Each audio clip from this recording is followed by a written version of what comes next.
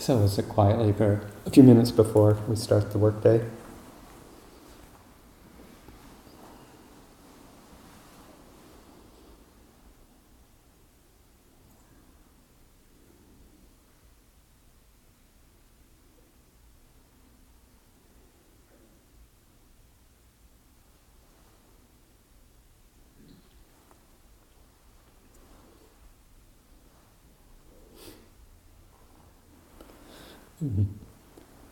Nothing super big to say this morning, but just kind of an ongoing reflection been since the fire and the community's response to it, and all that went on with getting out of here and getting over to the city of 10,000 Buddhas, staying for a week, getting resettled here. I've just noticed the amount of feedback we've gotten from other people about how well the community did as a whole through a very stressful time, and the impression that made on many different people. We get that feedback both in person and in writing, different ways. People have been very inspired by how the community responded and continues to respond as a whole. And that's not a small thing. Particularly as Westerners, we are very strongly conditioned to be very individualistic and to be very tuned into our own needs and to making our own desires known, standing up for our rights.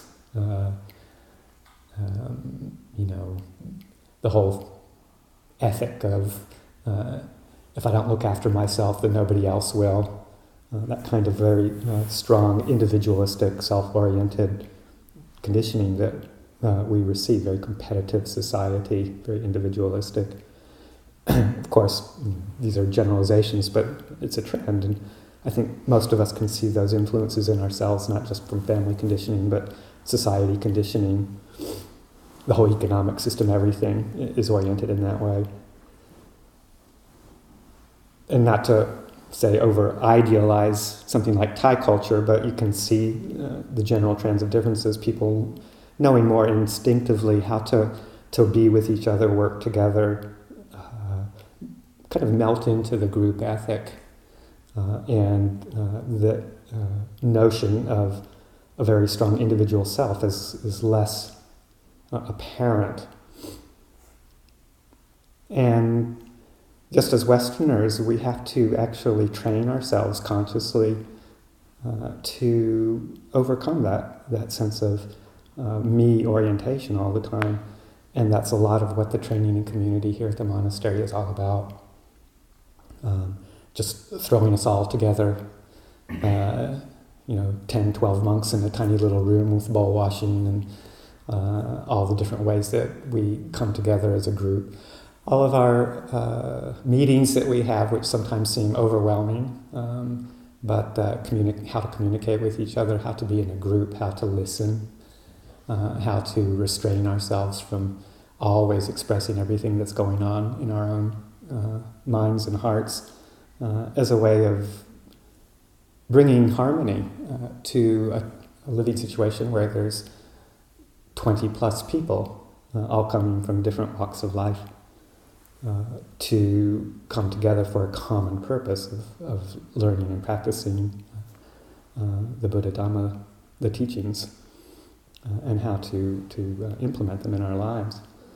So it's a tall task, and I think that one of the primary ways that we all have to work on it is in the area of right speech. It's probably the most obvious door for expression that we experience difficulties with in a monastery, and so we have our guidelines, of course, from the Vinaya, the rules around wholesome speech, and just to really use that as a practice, as a vehicle for understanding what's going on underneath, and how many times we're so conditioned to use very strong expressions, to get our point across, to make our needs known, to stake our claim to whatever it is, the views and opinions that are just pushing us along in ways that we interact with other people,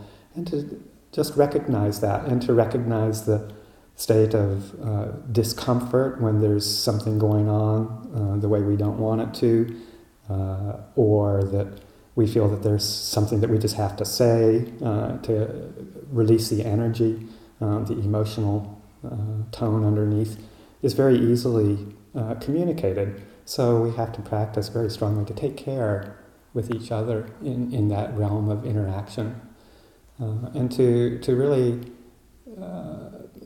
try and keep an awareness of what's going on, the mood underneath our communications, to try and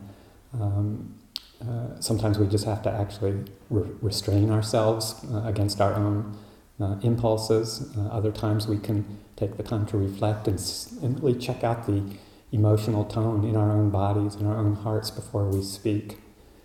And this is the training of living in community. And it's not an easy one. I think most of us really encounter in ourselves the difficulty with how to do that. And we make mistakes, and we recognize them, and when necessary we can apologize and make amends, and then we move on and try again the next time. So we have to forgive ourselves, we have to forgive others when there's situations where it kind of explodes or doesn't work so well, but also to remember that as a community, as a whole, we're doing a pretty good job with this, and people recognize that and see how we are working together as a large group of Westerners all kind of plunked in together with each other, trying to practice and practice well. So I think we can take that kind of feedback and receive inspiration from it to keep on going and practicing the way that we are. So I'll leave it there for this morning.